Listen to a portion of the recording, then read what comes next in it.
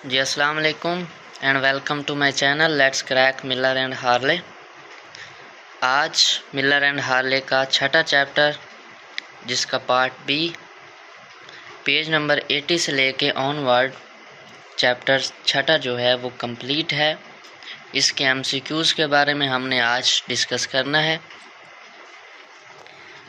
चलें स्टार्ट करते हैं। आज छठा चैप्टर जब एंड हो जाएगा तो मिलर एंड हार्ले का जो पार्ट 1 है वो भी कंप्लीट हो जाएगा। नेक्स्ट इंशाल्लाह हम मिलर एंड हार्ले का पार्ट 2 जो है वो स्टार्ट करेंगे, जो कि इनवर्टिब्रेट्स के बारे में है। फिर पार्ट 3 जो है वो वर्टिब्रेट्स के बारे में है, मैमल्स के बारे में है। इसमें वाइल्ड लाइफ भी आ जाती है, बिहेवियर के टॉपिक भी हैं वो भी आ जाते हैं। आज छठा चैप्टर कवर करते हैं जी। पहला एमसीक्यूज़ है Species that are responsible for establishing community characteristic are called। ऐसे स्पीशीज़ जो कि कम्युनिटी इस्टेब्लिश करने में हेल्पफुल होती हैं वो क्या कहलाती हैं जी? डोमिनेंट स्पीशीज़ कहलाती हैं, तो beta is the right option. The number of species of Heliconius that are distasteful to bird predator.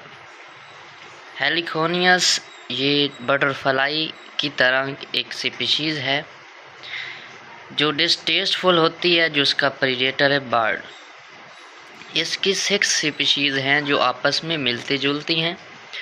अब अगर बर्ड ने एक स्पीशीज़ को टेस्ट किया है तो इसकी बैड स्मेल या इसका डिस्टेस्टफुलनेस की वजह से जो बर्ड है बाकी स्पीशीज़ को भी नहीं खाती, तो इस तरह से वो बची रहती हैं। लेकिन वो यहाँ पे नंबर पूछ रहा है कि इसके नंबर ऑफ स्पीशीज़ कितनी हैं, तो वो 6 होती हैं, तो 4 is the right option.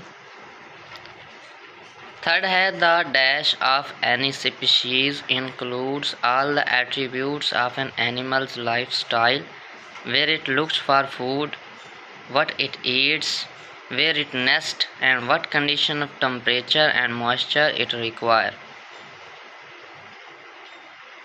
The beta is the right option। Niche ecological niche भी कहते हैं। दरअसल जो एक स्पीशीज़ है ना, उसका जो उसके इन्वायरमेंट में जो उसका रोल है ना, उसको हम निश कहते हैं। चौथा एमसीक्यूज़ है the dominant member of a community often change a community in predictable ways in a process called.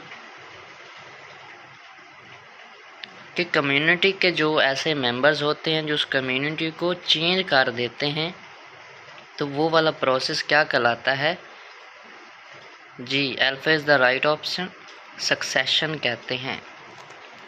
पांचवा एमसीक्यूज़ है the first community to become established in an area is called.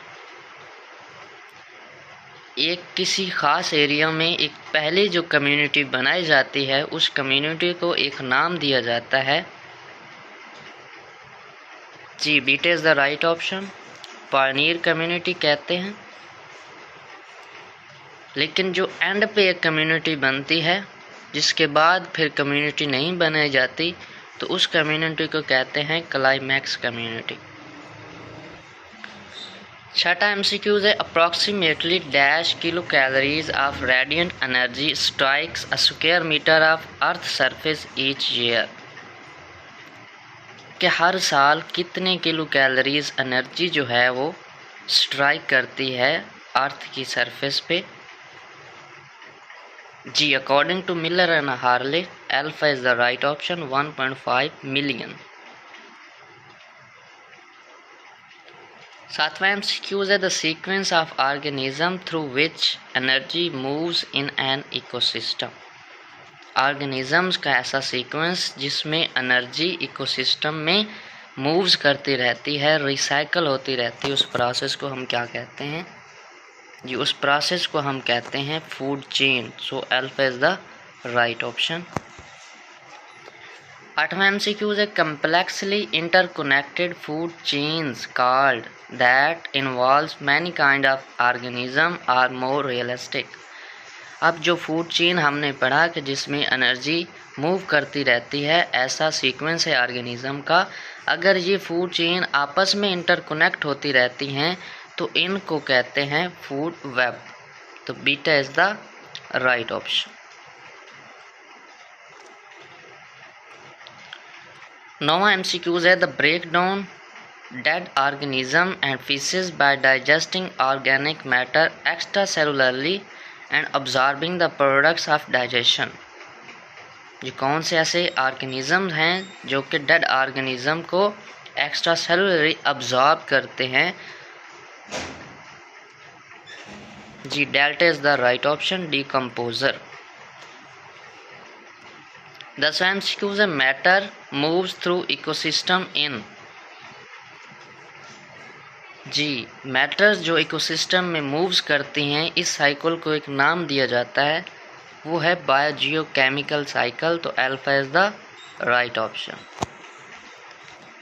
11वां MCQ है approximately dash of living matter is made up of oxygen, carbon, nitrogen and hydrogen. जी 97%, beta is the right option. 12वां MCQ है in aquatic system some of the carbon dioxide combines with water to form. Aquatic system में carbon dioxide water के साथ मिलके क्या चीज़ बनाती है?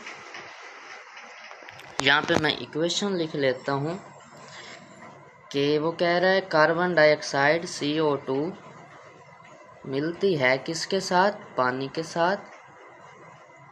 तो वो क्या चीज़ बना देगी? यहाँ पे मैं एक जो प्रोडक्ट बनता है उसका नाम लिखने लगा हूँ, H2CO3। जी इस प्रोडक्ट का नाम जो है वो है कार्बोनिक एसिड। तो beta is the right option. 13वां MCQ है some of the carbon in aquatic system is tied up as in the shells of molluscs and the skeleton of echinoderms. के एकाइनोडर्म्स के स्केलेटन में या molluscs के shells में जो carbon है एक्वाटिक सिस्टम में किस फॉर्म में पाई जाती है? जी कैल्शियम कार्बोनेट की शक्ल में पाई जाती है। तो beta is the right option.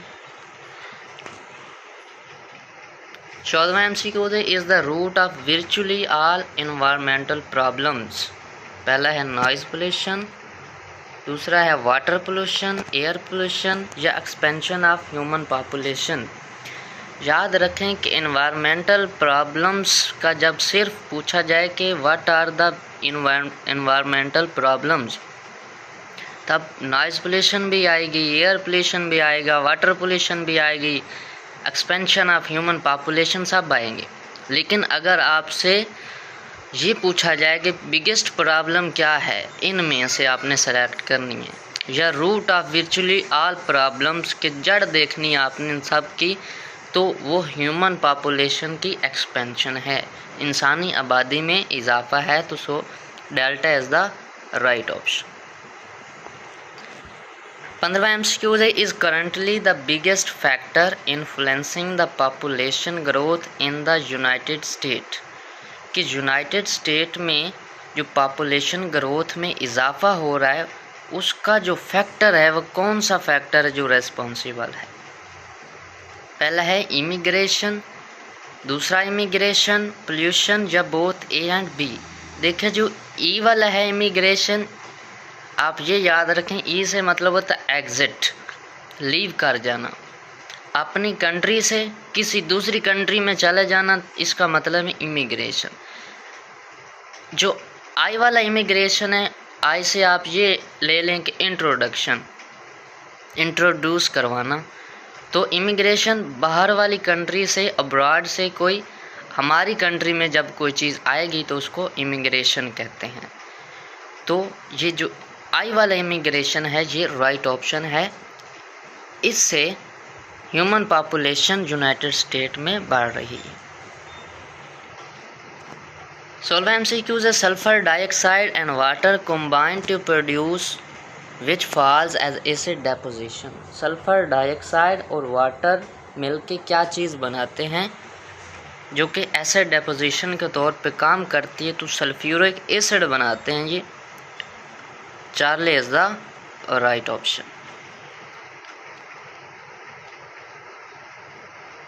17वां MCQ, which gas is responsible for green house effect. कौन सी ऐसी गैस है जो ग्रीन हाउस इफेक्ट का सबब बनती है। ग्रीन हाउस इफेक्ट का आपको पता है कि टेम्परेचर इसमें इंक्रीज़ हो जाता है जी। कार्बन डाइऑक्साइड जो है ये ग्रीन हाउस इफेक्ट का सबब बनती है। कैसे? जो सोलर रेडिएशन हमारे अर्थ पे स्ट्राइक करती हैं फिर फॉल बैक कर जाती हैं, ये कार्बन डाइऑक्साइड उन रेडिएशन को ट्रैप कर लेती है, एस्केप नहीं होने देती, हमारी अर्थ में ही रहने देती है। तो जिसकी वजह से जो अर्थ का टेम्परेचर है, एटमॉस्फेयर का टेम्परेचर है वो बढ़ जाता है, जिसकी वजह से ग्रीन हाउस इफ़ेक्ट या ग्लोबल वार्मिंग होती है। ये 18वां एमसीक्यू है, the accumulation of matter in food webs is called. Food webs में मैटर की अकामुलेशन क्या कहलाती है जी। Delta is the right option. Biological magnification कहलाता है। 19 एमसीक्यूज है, the variety of living organism in an ecosystem is called. एक इकोसिस्टम में ऑर्गेनिजम्स की जो वैरायटी पाई जा रही है उसको हम कहते हैं biodiversity. So Charlie is the right option. Last MCQs है, some of the most important threatened natural areas include tropical rain forest, coastal wetlands, coral reef. जी ये सारे के सारे जो एरियाज़ हैं ये थ्रेटन लिस्ट में आते हैं। So delta is the right option. जी आज छठा चैप्टर हमारा कंप्लीट हो गया। नेक्स्ट वीडियो में इंशाल्लाह हम 7वां चैप्टर उसका आगाज़ करेंगे। तो मिलते हैं अगली वीडियो में इंशाल्लाह। अल्लाह हाफिज़।